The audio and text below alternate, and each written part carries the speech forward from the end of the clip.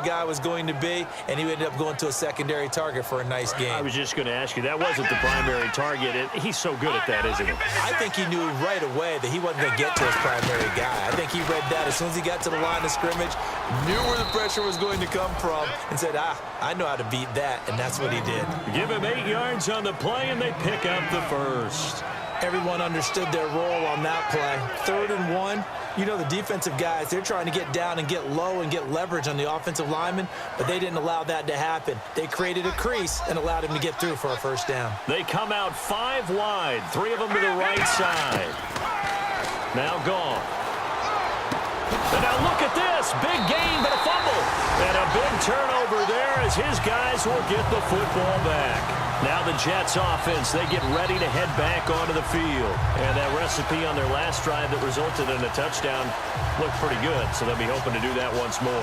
And it takes me back to when we sat with the offensive coordinator and the head coach. They felt pretty good about their game plan and thought there were some holes in the defense, and they exploited them the last time out.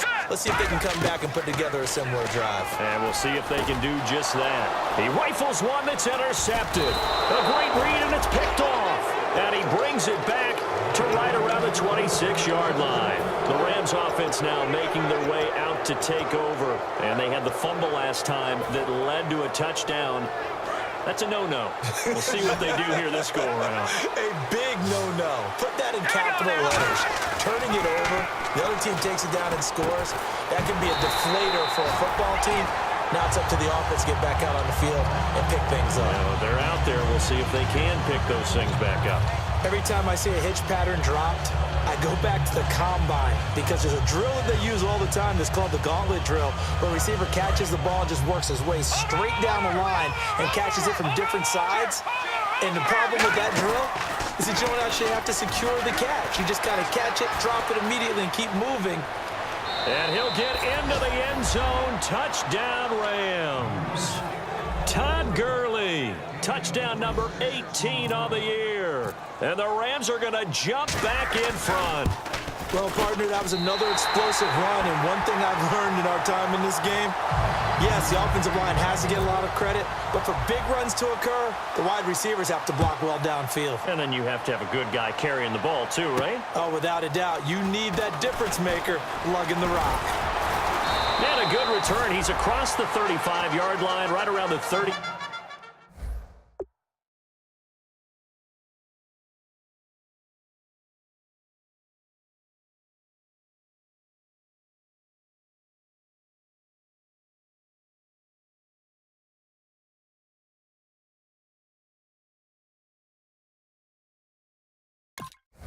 Six.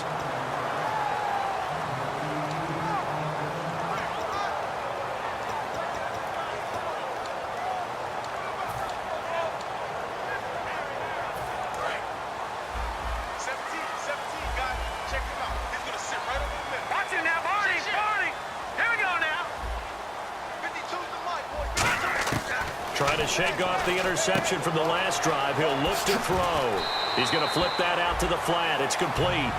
That one good for 10 yards. And that'll make it second and a foot or so.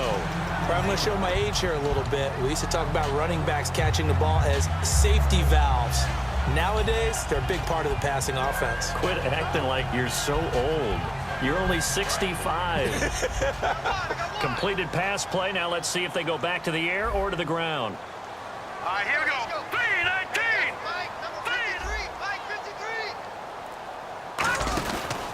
And they'll try the ground game here with the running back. Not enough there for a first. No gain, as a matter of fact. And it leaves them at 3rd and 1. And when you don't pick up the necessary yardage in that situation, sometimes it starts to put a little doubt in the play caller's mind about what he's going to run on the next play. Because most of them, they thought they were going to pick it up right then and there. Now they've got to adjust what they're doing, adjust what they're thinking, and maybe they go away from what they originally thought. A pickup of 5 that time and a first down.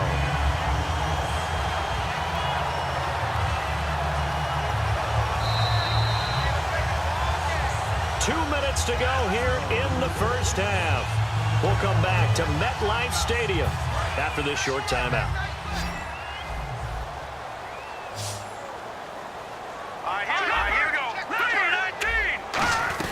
They'll run it now out of the gun. And he's going to get this one down to the 45. 5 yards is the tally on first down. That brings up 2nd and 5. And that's exactly what you want on a first down run. Pick up 5 yards, bring up 2nd and 5.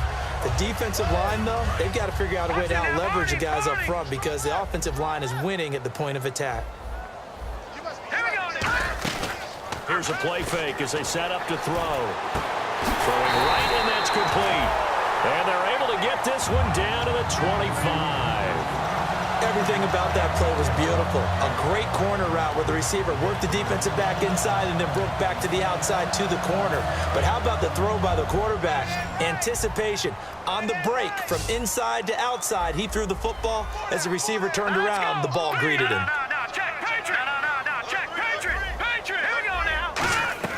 Back to throw now on first down.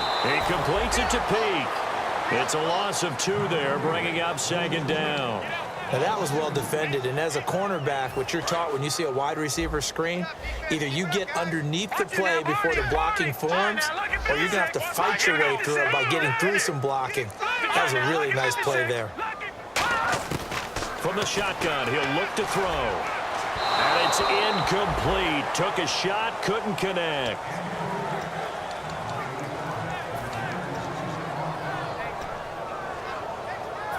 Seventh play of this drive coming up, but a long way to go on 3rd down.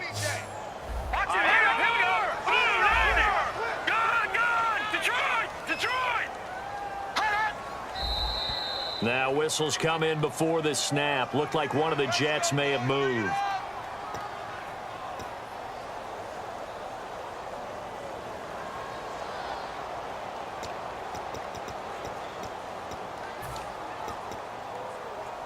Seventh play of this drive coming up, but a long way to go on 3rd down. Again, we'll see the pistol here.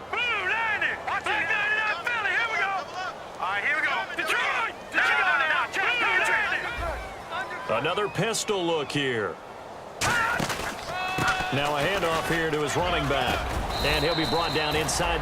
And now the Rams are going to halt things as they want a timeout. It's just their first, so they'll have 2 remaining here before we get to halftime.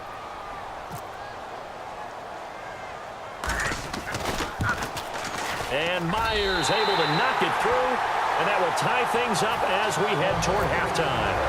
So the scoring drive encompasses 9 plays, but the net gain, 3 points. And you're going to have drives like that in this league. Sometimes you just got to take the 3 and move on. Always better than nothing.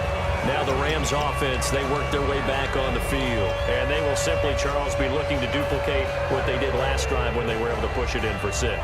And they hope it'll be that easy, right? To be able to take exactly what happened before, replicate it. They may have to make a few additional changes along the way because I'm sure the defense will make some adjustments, but they've got to have great confidence having scored the last time out. And this one hauled in by Tavon Austin. Give him 30 yards there. There will always be a place for methodically marching the ball downfield. But when you can pick it up in big chunks and strike like that, have explosive plays, that's often the difference in winning and losing. Those types of plays that can knock a defense off balance, that'll drive a team towards a victory. If you run an out route, it's likely you're going to end up near the sideline. And what did we just see there? Toe tap. You got it. The benefits of practice. Toe tapping, foot dragging, picking it up, and making sure it was a catch. Let's go. On 1st and 10, Goff. Austin's got it left side. Now whistles come in. We're going to get a timeout here by the offense. So that means they're down to 1 remaining here as we head toward halftime.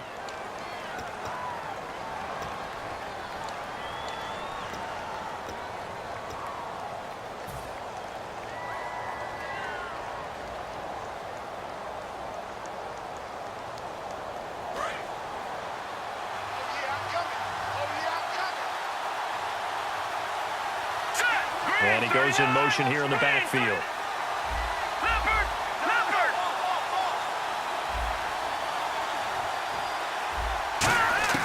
From the red zone now, Goff. And no escaping this time as he'll go down. They got him for a sack. Now hold everything here. We're going to get a timeout by the offense. And with halftime on the horizon, they'll be out of timeouts from here forward.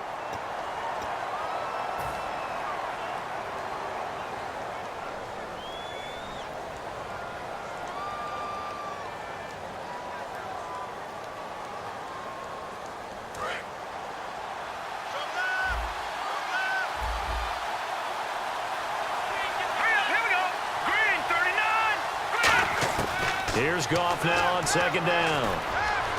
And that's incomplete. Clock stops with 10 seconds left. All defenders get tired of hearing about their lack of hands and why they're playing defense instead of offense. But in this situation, it was the hands that made the play. Batting the ball away on an attempted touchdown pass. Excellent job. Way to knock it down. So on third down, the field goal unit will come out as they'll try to get 3 before half. This from 36 yards out. And Zerline's kick is good. And with that, they will move out in front by 3.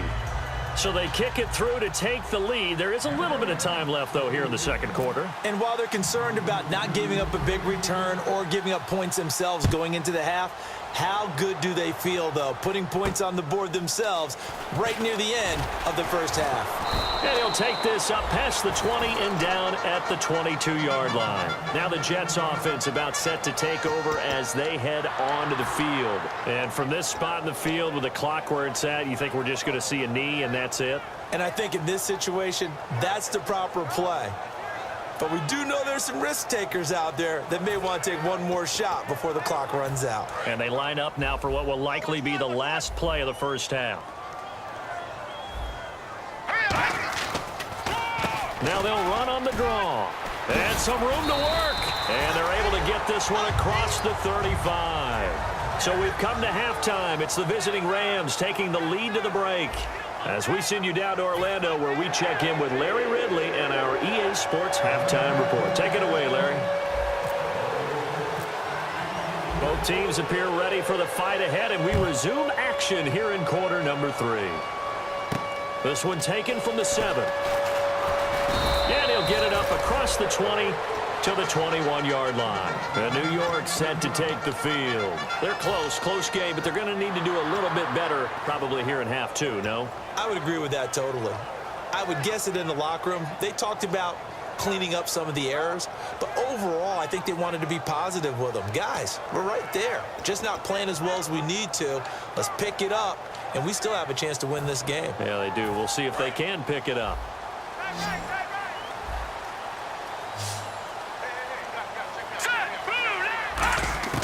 They'll come out throwing here on first down. He's got time. He's going to float this one deep right side. And incomplete on the deep ball.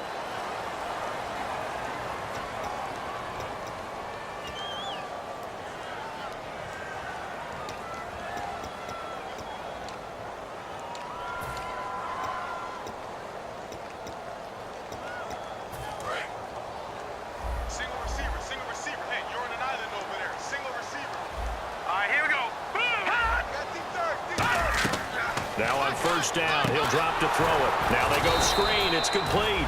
And he'll lose yardage. Brought down at the 32. A loss of a full 3 yards, and now it's second down. You know what the key to a good screen pass is, don't you? But you're going to tell me, good blocking? Well, good blocking eventually. But first is good acting. You want to let the defenders go past you, leak out to whichever side or even in the middle where you want to set up the screen, and then you do your blocking. How about the read, though, by the defensive guys? They weren't fooled at all and actually ran with the lineman to where the play was and smothered it for a loss of yardage. He'll look to throw. And his throw here's incomplete. He was looking for Devin Smith that time, and it's third down. It's always tough for the guys throwing the football when they think they've got a completion and the ball's almost there, and then someone sneaks a hand or two in and bats it away. All right, here we go. Out of the gun now on third down. And he fires one that's intercepted. A great read, and it's picked off. And a big turnover there as his guys will get the football back. A look at the offense now here, coming back out on the road for their first possession of the second half. And they split the uprights last time for 3. They've got the lead. They're not going to play this conservative. They're not hoping for another field goal. They're hoping for a touchdown. I'm with you on that one. I like where your head is. I like the way you're thinking because you're exactly right. Trying to sit on a lead